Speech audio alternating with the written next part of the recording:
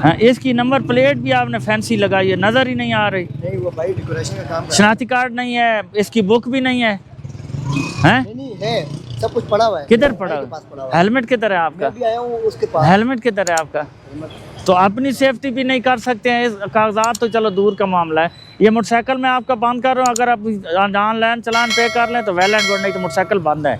एक तो हेलमेट नहीं, दूसरा अंडर एज में ड्राइविंग कर रहे हैं।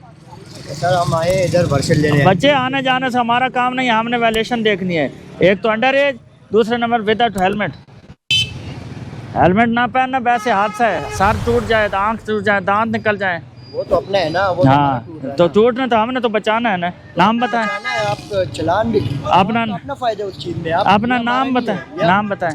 हमारा कोई वो अपनी छोड़ें, फजूल बहस में ना पड़े, नाम बताएं अपना। शहजाद। कागजात रखते नहीं, मैं मुझे एजुकेट करते हैं। सर ठीक है हम मानते हैं, लेकिन ये तो नहीं है ना, अभी हम छोटे से काम। फ़ोन नंबर बोलें बच्चे।